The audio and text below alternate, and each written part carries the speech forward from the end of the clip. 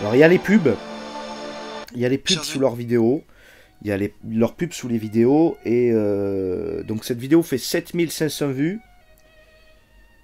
Elle est bien séquencée. Il y a les titres des sujets abordés. En premier lieu, qui est Adrien Sajou, le jeu vidéo et le rapport social, le capitalisme produit le virtuel, le FPS c'est quoi, la liberté dans le jeu vidéo, le virtuel comme une drogue, le fétichisme de la marchandise, les jeux sont-ils un art? Ça va être très intéressant. Très intéressant, les jeux vidéo sont-ils un art? Et les commentaires ont été désactivés. Ils désactivent les commentaires de toutes leurs vidéos. Je pense qu'ils ont décidé d'arrêter avec le côté démocrate. Ils doivent craindre leur propre public. Parce que je m'inquiète de plus en plus du niveau mental qu'il y a autour de ça. Donc, c'est parti. Hein. C'est parti. Chers auditeurs, bonjour. Vincent, micro de RFM, vous allez vivre l'heure la plus sombre.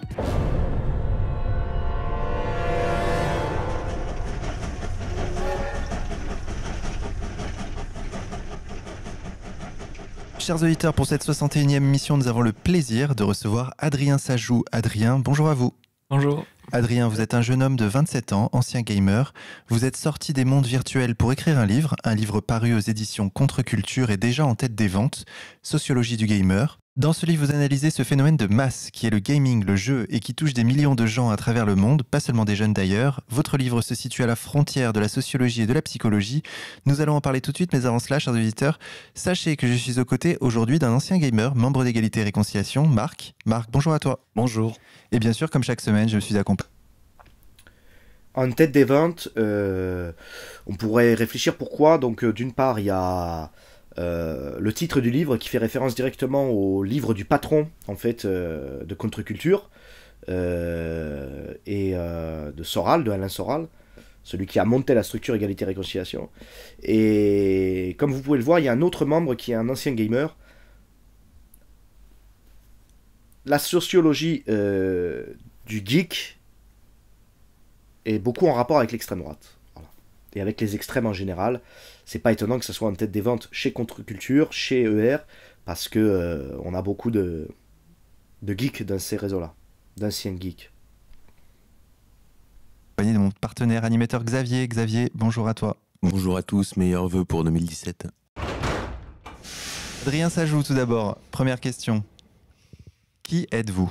Comme vous l'avez dit, j'ai 27 ans, je suis un jeune Français, tout ce qui est de plus normal.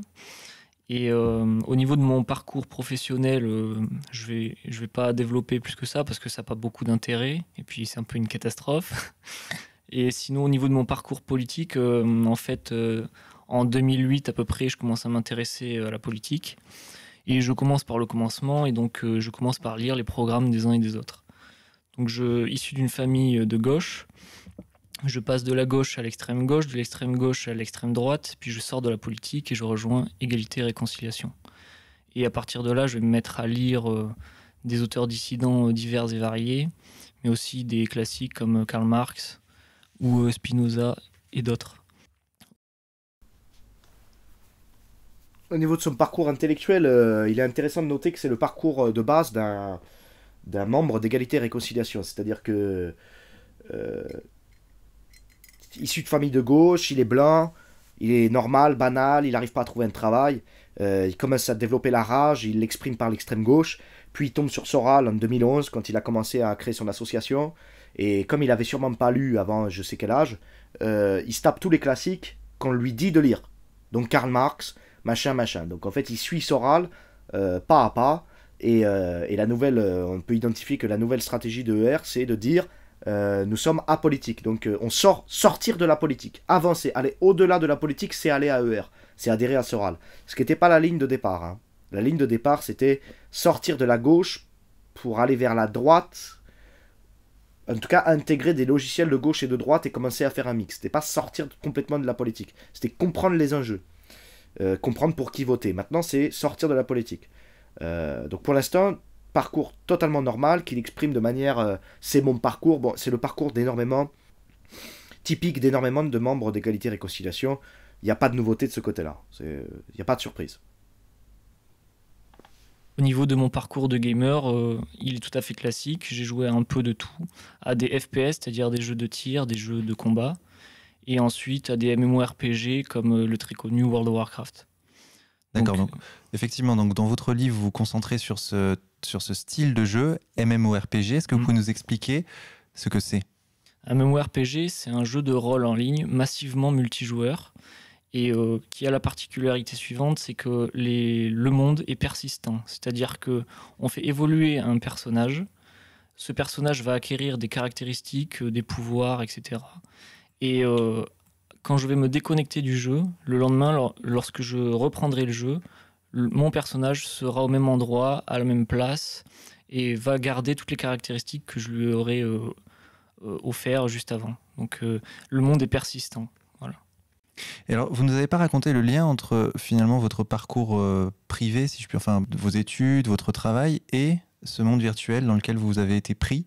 Qu'est-ce qui a fait qu'à un moment donné, vous êtes mis à jouer ?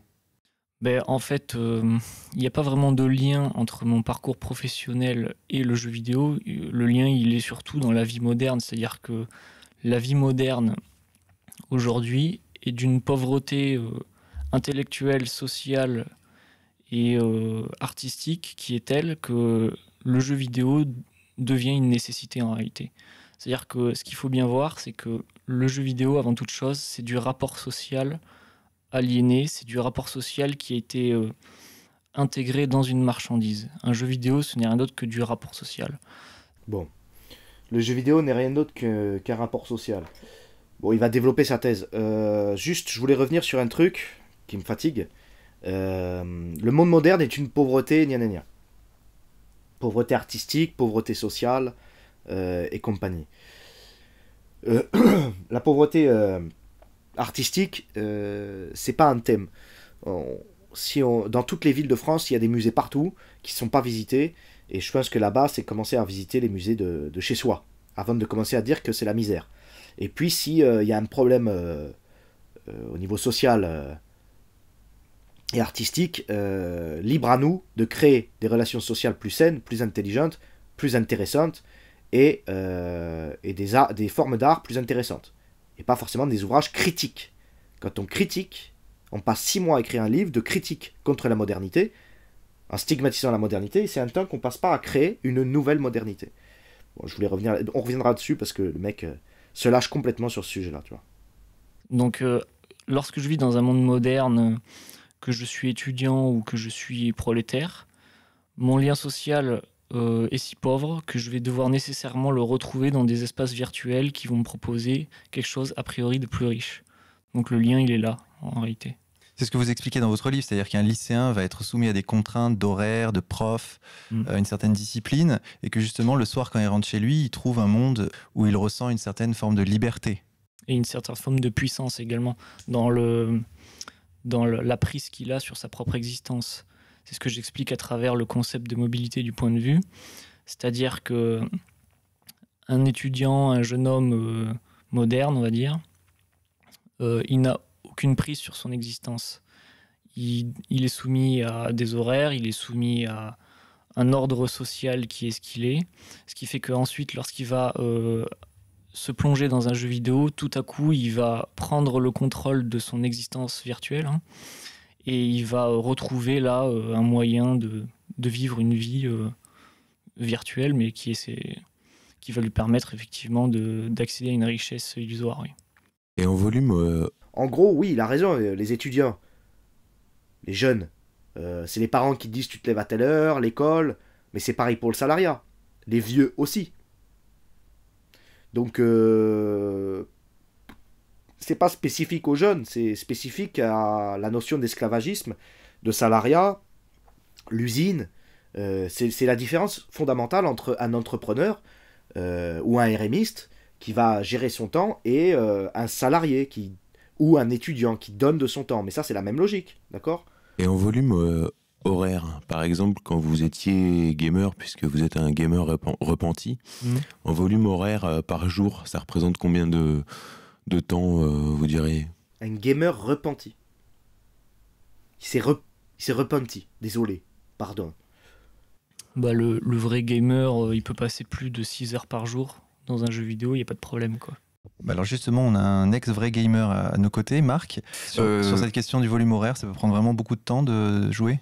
Ah oui, moi ça m'est arrivé de jouer 12-14 heures par jour. Alors je suis un peu plus âgé que mon camarade Adrien. J'ai commencé dans les années 90. Mais je voulais juste rajouter par rapport à son analyse, qui me semble correcte. Il a écrit un livre sur le gaming, sur l'accro et tout. Il dit qu'il est un joueur repenti, mais il continue à jouer avec des notions comme vrai gamer, faux gamer. S'il est repenti, il faudrait pas... Parce que là, il y a une espèce de côté... moi, je suis un vrai gamer. J'étais un vrai gamer. Je pouvais passer jusqu'à 6 heures, voire plus. Il y a un côté performance qu'on retrouve chez les gamers. Donc, il est repenti, mais il n'a pas lâché l'idéologie gaming. L'idéologie du concours de bits. La logique troll ne l'a pas quitté, visiblement. Ça annonce du bon, hein. Ça annonce du très très bon. Qui me semble correcte. Donc, on n'est pas la même génération, hein.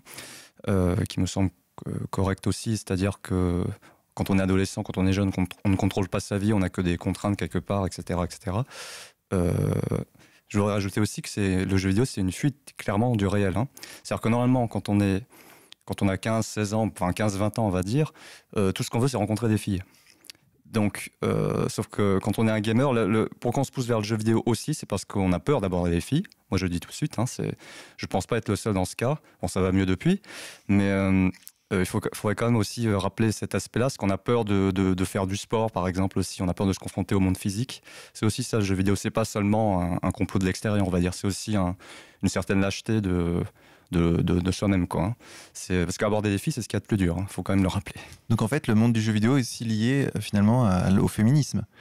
C'est-à-dire à la peur qu'ont les hommes de plus en plus des femmes et de leur dureté à l'égard de en fait, oui. Alors il y a deux aspects. Il y a premièrement l'aspect social issu des individus, et il y a ensuite l'aspect plus global, le capitalisme produit le virtuel.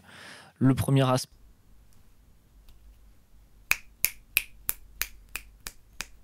Bon, Adrien, il faut que tu te mettes en position d'écoute parce que en fait tu as un membre de ER qui est plus âgé que toi et qui vient de dire quelque chose qui est très pertinent, qui est que tout simplement une activité récréative du type jeu vidéo décrite comme addictive est en fait une fuite du monde physique. Et oui, les gamers sont des gens très maigres ou très gros, en majorité, statistiquement, qui en fait ont peur de prendre des coups de poing et d'aller se prendre des bâches et des râteaux auprès des meufs. D'où le fait qu'il y ait une misère sexuelle accrue du côté gamer. De plus, il y a le présentateur qui a balancé une punchline, genre c'est les féministes qui donc font peur aux hommes avec leur doctrine, et résultat les hommes n'osent pas aborder. C'était un peu la thèse de Soral, qui est de moins en moins valide. Oui, c'est de moins en moins valide. Ça fait pas peur aux hommes. D'ailleurs, les hommes ont plus peur d'aborder en général. Il y a assez d'informations maintenant sur la drague, les sites de drague. Et là, tu viens d'occulter les deux, là. Par contre, ton livre s'appelle Sociologie du gamer en rapport à Sociologie du dragueur. Bon, l'idéologie de Soral, c'est corps-esprit. Savoir draguer, savoir se battre, etc. Tu peux pas occulter pour balancer une punchline complètement socio-faculté, incompréhensible et imbitable. C'est trop dur, là. Là, c'est vraiment... Pose-toi en position d'écoute, s'il te plaît, parce que là, c'est chaud, là. Tu n'es pas en rapport avec tes interlocuteurs, ça... Y a pas, si tu n'arrives pas à te mettre au niveau de tes interlocuteurs, tu peux pas te mettre à notre niveau à nous, c'est pas possible. Au niveau social, c'est qu'effectivement, on vit dans un monde moderne extrêmement pauvre en termes de sociabilité, en termes de rencontres. Pour toi, parce que la pauvreté sociale, c'est pas du tout ce qu'on vit, hein. Par le biais du virtuel, on peut faire des rencontres sociales très facilement, il n'y a aucun problème. Et pour les plus geeks d'entre nous, d'accord ? Mais sinon, les rues sont blindées de gens qui ont hâte de parler au café. Tu sors un livre, tu dessines un petit coup et c'est réglé, hein. Il va commencer à m'énerver, lui, Julien. Pas Julien, Adrien, pardon. Qui fait que les individus vont aller se réfugier dans ce monde virtuel parce qu'ils ont l'illusion que là, il y a une richesse potentielle, alors qu'en réalité, ça reste une pauvreté. Parce que la richesse, comme toute chose, elle est relative. Si à un moment donné je vis dans un monde extrêmement pauvre, je vais avoir l'illusion que le virtuel est riche, alors que ça reste une pauvreté. Donc il y a ce premier aspect-là. Et ensuite, il y a l'aspect plus global, le capitalisme produit le jeu vidéo. Alors pourquoi le capitalisme produit le jeu vidéo ? Il faut lire Marx pour comprendre que ce ne sont pas les rapports sociaux qui produisent les rapports de production, ce sont les rapports de production qui produisent les rapports sociaux. Autrement dit, si on a aujourd'hui une économie qui s'échappe dans le virtuel à travers la spéculation, le crédit et l'endettement, on va nécessairement avoir des rapports sociaux qui vont suivre le même chemin et qui vont eux aussi s'éloigner dans des espaces virtuels. Donc il y a ces deux aspects-là et c'est dialectique, c'est-à-dire que ça se reboucle. Alors c'est pas mal. Franchement, c'est très intéressant cette partie-là. On peut envisager en effet que s'il y a spéculation financière, à force, va y avoir spéculation des rapports sociaux. Plus pertinent encore, je trouve que les sites de rencontres en ligne sont plus intéressants sur ce plan-là. La marchandisation, la commercialisation en fait des rapports sociaux, tout simplement. Et oui, là, il parle du MMORPG, hein, parce que les jeux vidéo qui sont en ligne et qui prétendent à mettre en relation les gens. Mais c'est pas le cas de tous les jeux vidéo, on est d'accord quand même. Il y a des jeux vidéo narratifs, Nintendo joue très peu sur le côté en ligne. Les jeux vidéo ne sont pas tous de la capitalisation sur les rapports sociaux. Bon. C'est assez intéressant, mais il reboucle avec les mots dialectique, gna gna gna, et c'est reparti pour la soupe soralienne.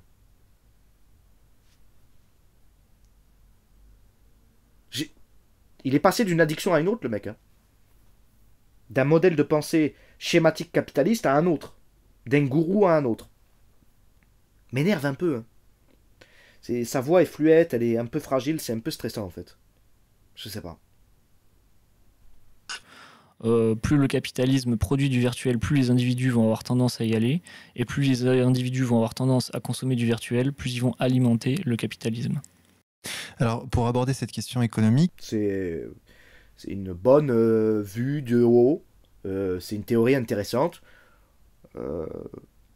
C'est pas mal, voilà, oui, d'accord. Ok. Vous dites bien dans votre livre que la valeur d'échange est le cœur nucléaire des mondes virtuels, y compris. Oui. C'est-à-dire que les mêmes processus qu'on observe dans la finance internationale s'observent également dans les jeux vidéo. Notamment avec la création d'un système économique, de monnaie virtuelle, etc. C'est-à-dire que le virtuel présent, c'est un réel passé. Ce qu'il faut comprendre. Le virtuel présent, je voudrais revenir sur cette phrase parce que c'est très très chelou cette phrase. Il balance ça comme ça. Il aime bien résumer et faire des phrases publicitaires comme un philosophe à deux balles. C'est un peu chelou. Le virtuel présent, c'est un réel passé. Le virtuel présent, c'est un réel passé. Mais la construction des liens sociaux et la reproduction de la vie passée dans une œuvre d'art, c'est la base. Hein. Après, je comprends le processus. L'idée, c'est que les choses qu'on n'a plus maintenant vont, par les artistes, être reconstruites. Mais ça, ok. C'est-à-dire que là où il y a un manque, admettons, il y a un manque de sociabilité, j'y crois pas, mais peut-être que je suis dans le luxe, j'en sais rien. Hein. Mais en tout cas, là où il y a un manque de sociabilité, les artistes vont compenser par une production de faux liens sociaux. On va sublimer les liens sociaux. Mais en fait, c'est une manière de redémarrer, de redonner le goût du lien social aux gens. C'est ça, c'est une des fonctions de l'artiste aussi. Le virtuel présent, c'est un réel passé.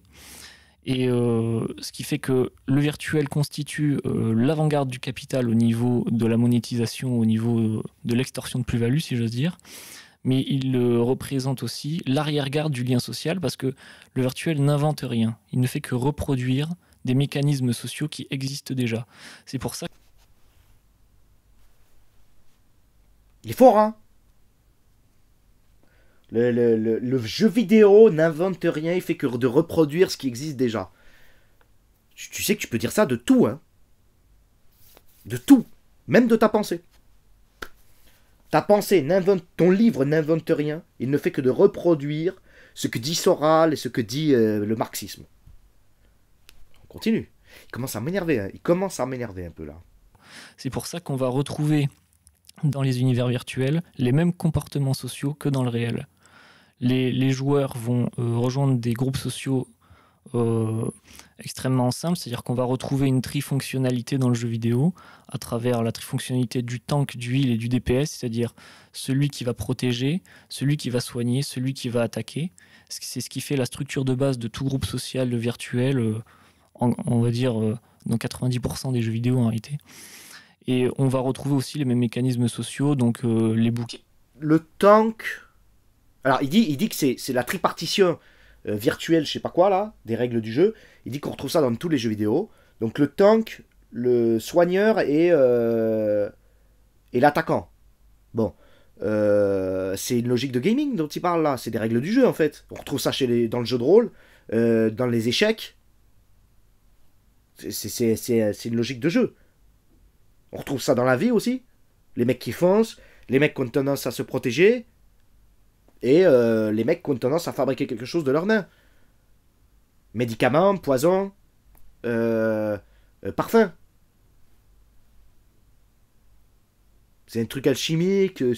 Oui, tripartition, oui, bon, c'est un truc qui lui est sorti par la tête. Il a vu un triangle, ça fait stylé. Le triangle, la pyramide maçonnique et de la pensée. 90% des jeux vidéo, je suis pas sûr, hein. Mario, Super Meat Boy, c'est sauter, se déplacer. S'il n'y a pas l'aspect tank, protection, je sais pas quoi. Hein. On retrouve ça dans les jeux vidéo de combat, un peu. Celui qui. La défense, l'attaque, et rester sur place pour récupérer des vies. Oui, bah c'est du gaming, quoi. Ouais. C'est des règles du jeu. Donc là, il dit que ça s'applique dans la société, genre il y a des gens qui sont des tanks, machin. Émissaires, etc. quoi. Donc le virtuel, il faut bien le comprendre, n'invente rien. Il ne fait que reproduire un réel qui disparaît dans la modernité. Avec une exacerbation du narcissisme, c'est ce que vous expliquez. Ouais. C'est la désignation d'un bouc émissaire quand l'équipe perd, des processus sociaux qui sont malgré tout exagérés par rapport à la réalité. Ils sont accélérés parce que si vous voulez... les principes sociaux, les règles sociales dans le virtuel sont reconstruites sous des formes caricaturales. C'est-à-dire qu'un groupe socio-virtuel, ça va rester extrêmement simple au niveau du fonctionnement, comme je vous le disais, à travers la trifonctionnalité. Ce qui fait que tous les mécanismes qui se passent dans le réel, dans le virtuel, ils vont être exacerbés et ils vont apparaître de façon extrêmement rapide. Donc, c'est le principe d'un jeu vidéo, c'est pour les adolescents, c'est justement ce qui leur permet aussi, essaye de voir le côté positif des choses. Adrien, ça joue. C'est ce qui permet aux adolescents de comprendre les mécanismes sociaux. En jouant aux jeux vidéo avec des mécanismes grossiers, mais qui sont les mêmes que les mécanismes sociaux, ils apprennent à évoluer dans le monde. Ils comprennent mieux la psyché humaine. Ils se testent, comme les trolls. Les trolls qui apprennent à faire réagir les gens, à se placer correctement, à débattre. C'est ça le principe du jeu. Le jeu, c'est l'apprentissage. Il n'y a pas de... Il dit ça d'une manière, mais tu sais... Il balance ça comme si c'était très dangereux. Il avance étape par étape. Il balance... bon, ce qu'il faut comprendre, c'est que le jeu vidéo, c'est un truc 90% de sociabilité fausse. Après, il dit... et puis, le jeu vidéo, ça fait que de recopier la vie, après tout. Oh, puis après, on passe à la suite. Et puis, en plus, c'est grossier. C'est ça qu'il a à dire. C'est grossier, ça recopie la vie, donc c'est pas original. C'est pas original. L'originalité, c'est... Et puis, ça fait perdre du temps. Bon, c'est ce que disait ma grand-mère, quoi. En gros, c'est grossier.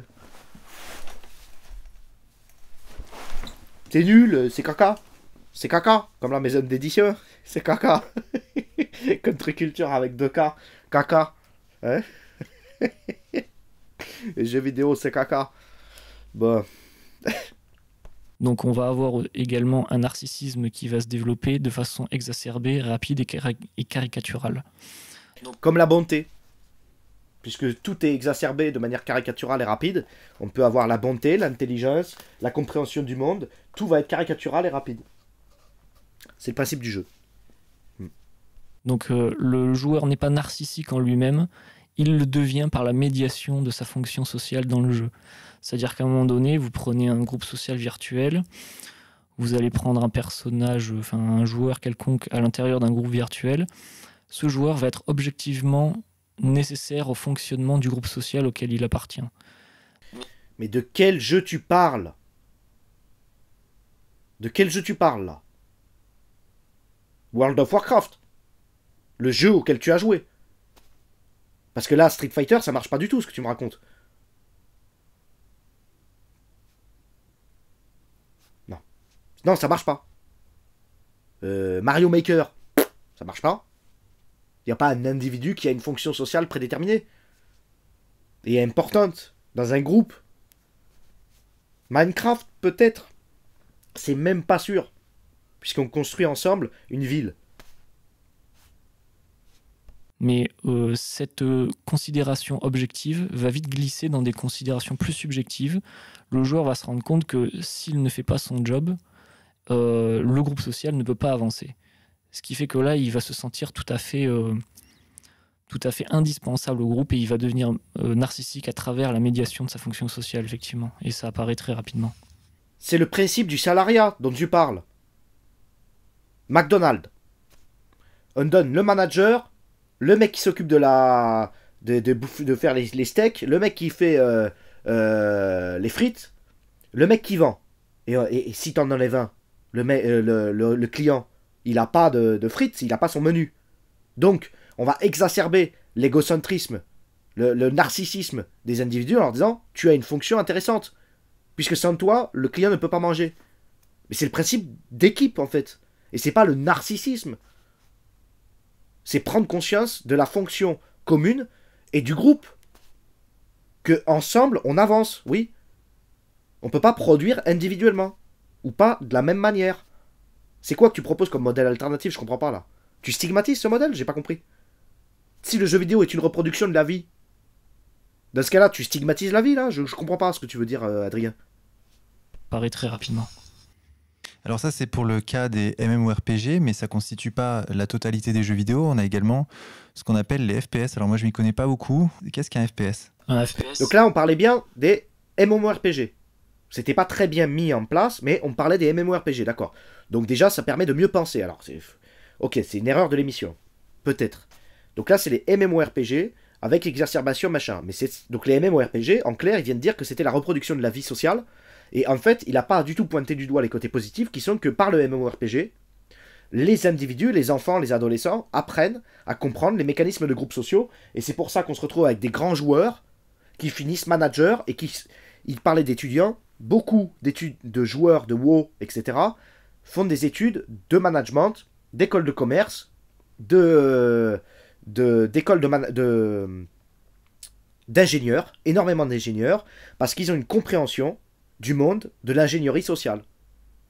Bon, alors oui, l'ingénierie sociale, c'est capitaliste et libéral. C'est propaganda de je sais plus quoi, le neveu de Freud. Bon, mais n'empêche que ils trouvent un poste de haute fonction, parce qu'ils se sont exercés par le jeu. Donc là, tu viens de stigmatiser le monde, là. Donc t'es anticapitaliste, d'accord. Donc il y a Marx au centre. Voilà, Marx, c'est parti. Donc là, je comprends mieux maintenant. On est à 11 minutes, et je commence à comprendre dans quel monde il veut m'emmener. Hein? Il faudrait qu'on soit marxiste. C'est le communisme. Voilà. On ne doit pas exacerber l'ego, on ne doit pas avoir une fonction dans le monde, être...